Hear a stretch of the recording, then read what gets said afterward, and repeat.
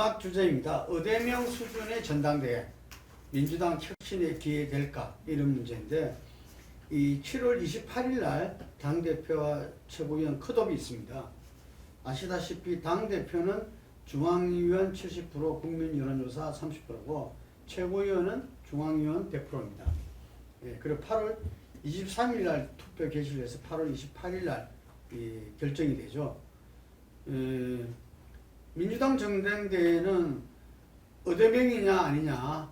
그러니까 의대명이니까 이재명 의원이 결국 총대를 메고 당선되고 해야 된다는 것과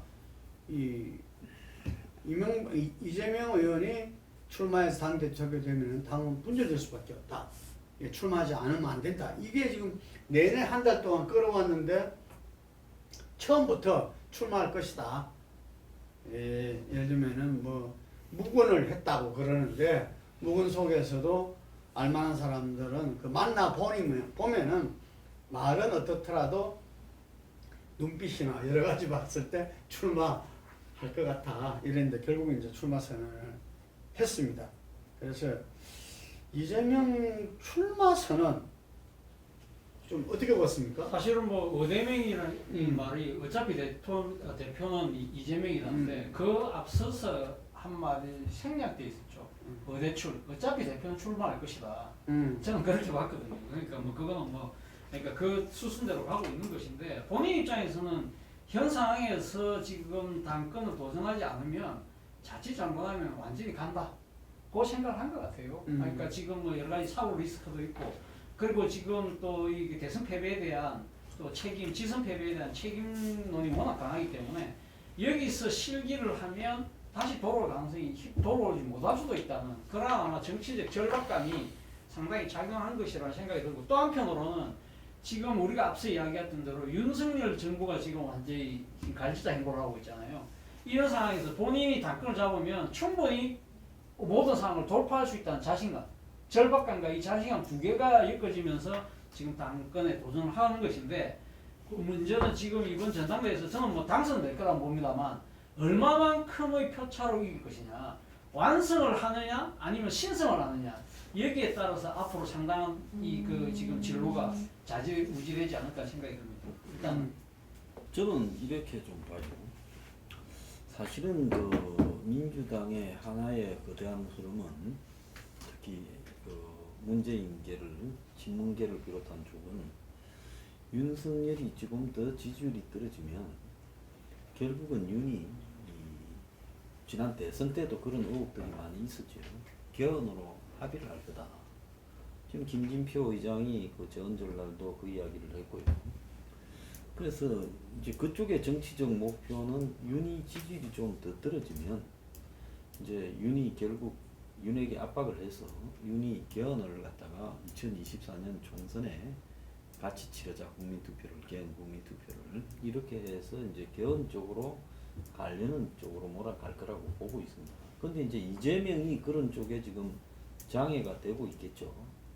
그래서 이게 민주당 내부에서 단지 뭐 이재명이냐 아니냐가 아니라 개헌으로 가느냐 안 가느냐라는 부분에서 이재명이라는 사람의 성격이나 저런 걸 보면 그 자기가 성자 독식을 하기를 원하지 그래서 뭐 개헌을 놓고 본다면 이재명의 존재 가치는 별로 방해 요소지 도움이 될 일이 없다고들 보는 것 같아요.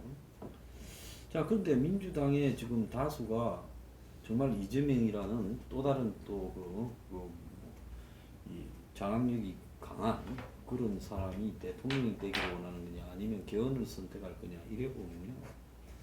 그런 부분에서 의외로 이재명에 대한 반대 세력이 상당히 많이 있다고 보고 있습니다. 그래서 이재명이가 너무 압도적으로 가거나 그러지 않고요. 제가 볼 때는 후보가 좀 압축이 되면 반명이 세력화를 해서 상당히 게임을 이렇게 좀 위태위태하게 끌고 갈 거라고 봅니다. 당 대표 게임을요. 그래서 그걸 통해서 이재명이 안심하고 당원 당산인 것처럼 하다가 정작 다른 결과가 올 수도 있다라는 저는 그런 생각도 해요. 그래서 그 과연 민주당 안에 이재명이 친명하는 만큼 국민들 지금 야권 지지 성향 국민들 다수가 이재명에게 여전히 기대를 하고 있는가? 저는 그것도 꼭 아니라 이런 변수가 있다고. 저는 요 전당대 과정에서 이 룰을 정할 때 63명이 연판장을 돌려가지고 이 컷오프에서 본래 컷오프는 당대표도 중앙위원 100%로 돼 있었거든요. 100%. 예. 근데 그 부분들을 갖다가 절대 안 된다. 그 비대위 결정을 엎었잖아요. 이게 그 부분에서 중앙위원들이 누구냐? 중앙위원들이 그 국회의원들하고 그 위원장들, 지자체. 그다음 지자체, 단체. 의회 의장들하고 단체장들 뭐 이런 사람들이라서 말하자면 민주당 선수들이죠. 예. 이게 요 중앙위원회하고 여론이 상당히 다를 수 있는 게 권리당원인 거죠. 이게 그런데 중앙위원회 100%일 때는 그때 제가 들은 이야기는 그 이재명도 저 컷오프에서 탈락될 수도 있다. 뭐 이런 이야기까지 나오면서 국민 여론조사 30%를 이제 비대위에서 실력 행사를 한 거죠. 그것도 뭐. 그래서 처음에 이재명계 의원이 한 20명 남짓 되지 않겠나 이랬는데 63명이 그 서명을 했다 그래요. 이게 일단은 한 3분의 1 정도는 이제 그 지금 이제 친명이다. 그 서른 의원 같은 경우는 이 반명이 더 많다. 이제 이렇게 이야기를 하는데 어쨌든 그때 상당히 위기감을 해서 그래 했다는 거고 지금 이제 아까 말한 대로 이재명 의원은 제가 듣기에는 이게서 컷오프에서 컷오프 보통 발표를 안 하잖아요. 몇 프로 하는 걸 갖다가 그렇지만 다 흘러나오죠. 다 흘러나오기 때문에 한두 명이 그 관계하는 게 아니니까 이게서 압도적으로 돼야 되는 거 아니냐.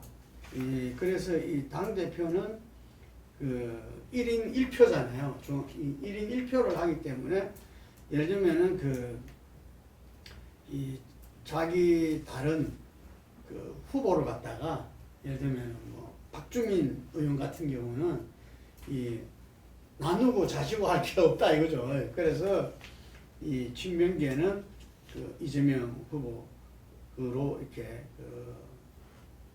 다 몰아주고 이랬을 때 이 후보가 지금 이제 제가 듣기로는 강병원 의원이 좀 친문의 지지를 받고 있다 이렇게 듣고 있고 처음에가 이 초선들이 강훈식 의원을 돕고 있다고 그럽니다. 이게 그러면서 김민석은 이제 오랜 그 관계 속에서 그 동교동계에 아직까지 남아 있는 그 지지 세력과 정세균계 SK 쪽에 그 지지를 갖고 있고 박용진은 뭐 나름대로 개인기죠. 지금 아마 국민 여론조사에서는 2등으로 나오는데 그 2등이 이제 툭 떨어진 2등이고 30%밖에 반영이 안 되기 때문에 어찌 될지 모른다.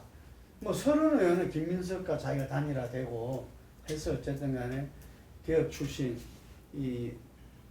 들의 그 지지를 받을 것이다 이랬는데 하여간 이게 그 2, 3위가 누가 될지 까봐야 한다 이런 말들이 있습니다. 근데 박용진의 경우는 국민 여론조사를 하니까 뭐 그렇게 한 20여 % 나오지 아마 민주당은 역선택할 거예요. 역선택 방지를 하는 방식으로 여론조사를 하면은 지금 방자입니다. 지금 그러면은 지금 국민 전체에서 많이 나오는 그런 그 국민 여론사 지지율이 안 나옵니다. 그러니까 그래서 이제 우리 김 대표가 지금 분석을 했는 그런 당내 세력 분포에 의해서 컷오프 결과가 나올 가능성이 저는 크다고 봐요.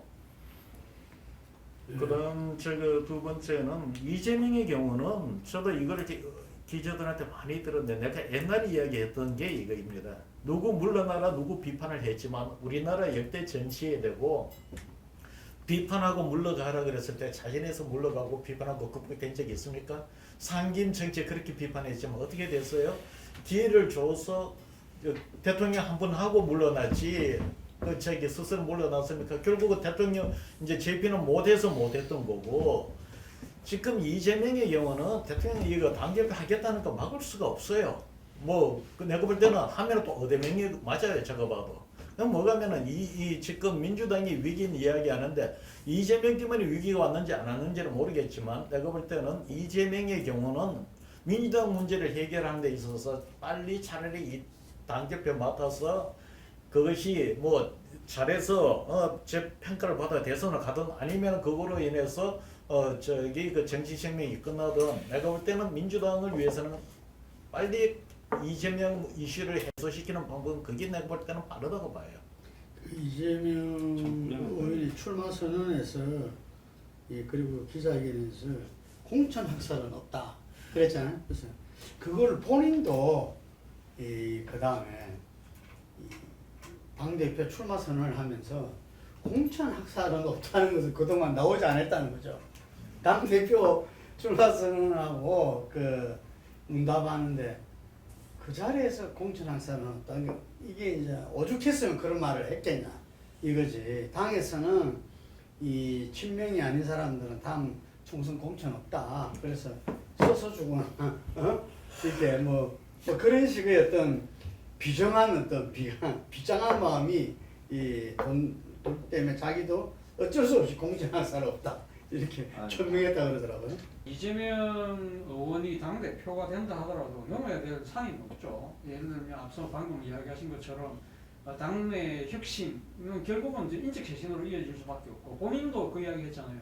민주당 당명 빼고 전부 다 바꾸겠다는 거거든요. 그러니까 다 바꾼다고 한다면 뭐 그거는 그러니까 공천 학살이라는 것이 그러니까 개파의 기준에 의해서 그러니까 자르지 않겠다는 뜻이지 아예 지금 있는 사람들이 다 정치적 생명을 그러니까 지금 다 보존해 주겠다는 뜻은 아니잖아요. 그렇다고 한다면 이 인적 쇄신의 과정에서의 당이 말 그대로 두동강이 날 가능성도 상당히 그러니까 배제할 수 없다. 이 부분을 어떻게 후보할 것이냐가 문제고 그리고 실제 이 지금 2024년 22대 총선에서 과연 지금 현재 의석이 아니다 하더라도 최소한 원내 일당을 유지할 수 있을 것이냐 그것이 아마 가장 큰 또 하나의 시험대지만 그 앞서서 더 중요한 시험대는 제가 생각해 사법 리스크. 사법 리스크. 아까 우리 황 소장께서 지금 그러니까 이 현 정권의 검찰의 능력도 없고 막 그렇다고 했는데 저도 뭐 그런 생각이 있습니다만 제가 생각했을 때는 지금 검찰이 수사를 일부러 늦추고 있는 것이 아닐까? 그러니까 이재명 의원이 당 대표가 되고 난 뒤에 그때 진짜 딱 모든 걸 갖고 딱 이 포위를 해서 이재명 의원에 대한 그러니까 사법 처리를 아주 그러니까 그 뭡니까 속도감 있게 진행했을 경우에 그럴 경우는 그거는 이재명의 위기 플러스 민주당 위기거든요. 그렇다고 한다면 제1야당을 그러니까 지금 압도적인 여대 야소의 관계에 있는 제1야당을 압박할 수 있는 최고의 카드라고 생각하는 거죠. 그렇기 때문에 이거는 뭐 제가 봤을 때는 뭐 지금 물릴 수 없는 패라는 게 로보입니다. 그러니까 여건의 그러니까 패로보이기 때문에 이걸 과연 어떻게 극복할 수 있을까? 예를 들면 뭐 지금 뭐 정치 탄압이다, 뭐 이게 정치 보복이다 프레임 갖고 가겠죠. 그런데 문제는 이 지금 검찰과 경찰이 여러 가지 이게 증인들을 내세워서 국민들이 생각했을 때, 저 이재명 혐의 있는 거 맞네. 상당히 혐의를 많이 갖고 있다고 많은 사람들이 느끼고 있었지만 그것이 진짜 저게 맞네. 라는 식으로 여론이 돌았을 경우에 이건 감당하기 힘든 것이거든요. 그러니까 본인이 과연 이 지금 이 민주당이 내세우고 있는 정치 보복 프레임을 과연 국민들이 믿도록 어떻게 할 것인가. 그것이 가장 큰 숙제라는 생각입니다. 그러니까 정치가 항상 양당 지금 우리 체제인데 이쪽 당이 뭘 하면 이쪽 당도 아니할 수 없는 그잖아요. 지금 당 대표가 경찰 수사도 지금 마무리되기 전에 윤리위원회에서 6개월 당원권 정지를 했잖아요. 근데 기소가 됐다. 완전 차원이 다른 거죠. 이게 제가 지금 이야기를 듣다가 옛날에 김대중 대통령이 총재 시절에 그 서경원 방북 사건 때문에 그게 김대중이 연루돼 있다. 이래가지고 그때 난리가 나서 가서 조사를 받고 근데 이제 바로 그것이 좀 해명이 되고 그랬잖아요. 그런 기억이 나는데 이 서른 의원이 국회의원과 현 정부 입장에서는 꽃놀이패다. 이재명 의원이 당대표가 되면은 막 그런 것들 다 염두에 두고 한 문제 아니냐. 그런데 이것이 한 번 싸움으로 뭐 어떻게 정리되고 할 문제가 아니고 이게 끝까지 이렇게 꽃놀이패로 갖고 가면서 갖고 자기들이 작업을 할 수 있는 공작을 할 수 있는 뭐 그런 게 된다. 이런 우려인 것 같은데 황 소장님 이후에 어떻게 전망하십니까? 제가 지금 볼 때는요, 그 민주당이 솔직히 말하면 이재명으로 가는 거는 태행이고 이재명에 대한 비판이 민주당 내부에 나와야 되죠. 많이 했잖아요. 많이 아니 나왔잖아요. 근데 그게 그냥 나오는 게 아니라 네. 이제 당 대표로 가는 부분에서 이재명의 그 정치 운영 방식 그리고 또 도덕성 문제 이런 것들이 이제는 좀 진지하게 한번 들이받는 식으로 나오는 게 아니라 나와서 이번에 그 당 대표 선거에서 이재명이라는 사람에 대한 저런 부분들을 통과시켜서 대선 후보로 만들어가는 것이 민주당의 이 뭐 방향 그래도 좀 진보니 뭐 좌파니 하는 이런 색깔을 가지고 있는 민주당의 방향에 맞는 것이냐라는 것을 노선과 놓고 이재명이라는 사람이 맞나라고 한번 평가를 해야 되는데 그냥 한번 질러버리는 식으로 이야기하고 말지 그게 당의 노선에서 이재명이라는 사람이 맞는가? 솔직히 보면 저는 그런 생각합니다. 이재명이 다른 건 아니라 대장동이나 백현동이나 뭐 정자동이나 미래에서 벌어진 그 부동산과 관련한 부분을 보면 이재명이 이야기하는 서민을 위한 가치가 진실이냐? 쥐가 행사를 해서 1,000만 원을 분양할 수 있을 때는 수조 원을 얻어먹게 하거나 수천억을 얻어먹게 하고 그 사람들한테 빼먹게 하고 그러고는 무슨 놈의 서민을 이야기해요? 그러니까 전부 가식이고 이순일 수 있지 않습니까? 그런데 그런 문제에 대해서 민주당이 토론도 하지 않고 어차피 이재명이라고 글로 가자 정치는 현실이라고 하는 게 저게 당으로서 가치가 있는 것이냐? 솔직히 말하면 국민의 힘이 태행적인 것처럼 민주당도 이런 식으로 간다면요. 언젠가는 국민의 힘이 없어질 때 민주당도 같이 없어지는 게 맞다 저는 그렇게 보고 있어요. 예, 제가 그 이재명 의원이 요즘 이렇게 의원회관에서 이 방마다 이렇게 돌아다니고 있어요. 돌아다니는 시간 내 가지고 한 20-30분씩 이런 이야기 저런 이야기 하고 하는데 이 당대표 출마 선언 첫 행보가 국립묘지에서 DJ 그 대통령한테 간 거잖아요. 그래서 그 뭐 유명한 DJ였던 이 상인 정신과 순비 정신을 갖다가 이야기하고 그랬는데 어쨌든 자기가 답답한 거는 민주당이 이기는 선거를 해야 된다. 이기는 선거를 하려면 확장성이 있어야 되잖아요. 이게 그래서 그런 부분에서 자기가 좀 깝깝하다 이런 말들을 지금 하고 있답니다. 하고 있는데 저는 금방 한수장 이야기를 듣다 보니까 어쩌명이라 할지라도 이번에 TV 토론에서 아마 이 다른 후보들이 그 부분을 세게 붙을 거다. 그래서 그 부분이 1차 검증의 어떤 그 부분, 그러면 그냥 말로만 그걸 갖다 그게 맞게 한다 될 일이 아니잖아요. 예, 그래서 그 문제에 있어가지고 아마 첫 번째 그 본인한테 그 이 심판의 판단의 무대가 되지 않겠나 생각하는데 그 과정을 거치더라도 어쨌든 어대명이다. 그것까지도 보고 생각하는 거잖아요.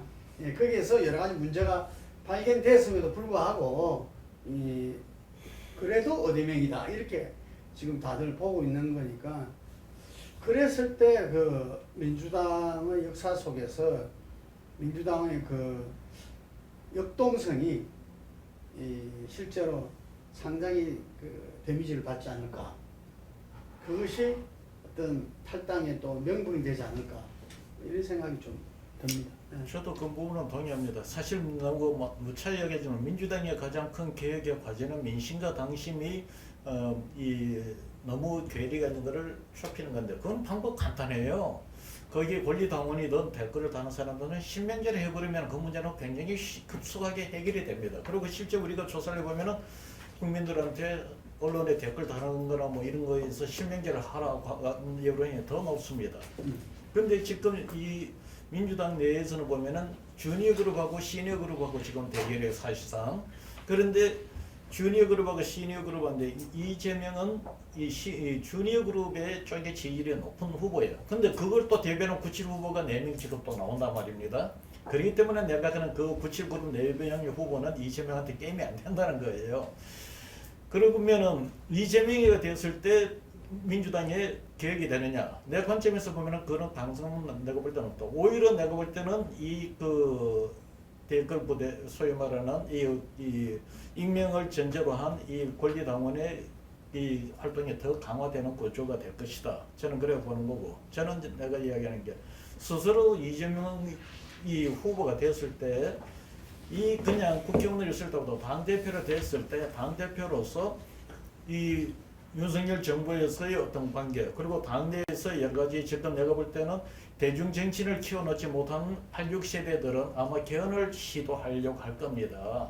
그래서 아마 협조도 잘 안 해줄 거예요. 그 장향에서 그 문제를 당내 문제, 당방 문제를 어떻게 극복하면서 자기가 대중한테 입증하느냐에 따라서 본인의 정치가 살아날 수도 있고 없을 수도 있는데 단 민주당을 놓고 볼 때는 내가 볼 때는 그 이재명의 대표 체제가 성공하느냐 못하느냐 극복하느냐 못하느냐 문제는 다음 총선까지 시간이 충분히 있다. 내가 볼 때 그거 원래 내년 안에 다 결정이 납니다. 만약에 그 이전에 이재명 대표 체제가 그걸 극복 못하면 새로운 민주당의 리더 지도부를 구축해갖고 구성해갖고 다음 총선 대비하면 되는 거예요.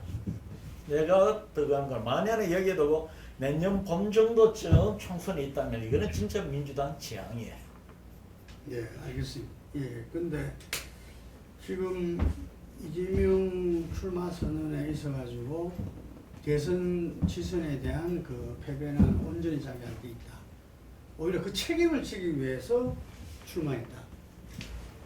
좀 어땠어요? 그 부분에 대해서.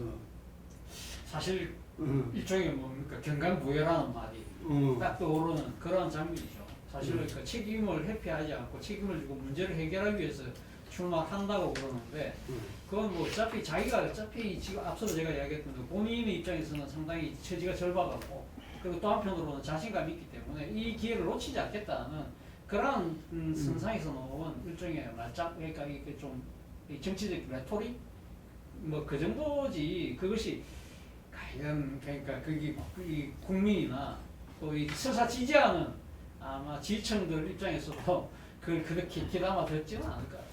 제가 이제 듣기가 뭐냐면 우리가 정경조차 10년 주기설이 있었잖아요. 네. 근데 이게 이제 5년으로 줄어들었잖아요. 이번에.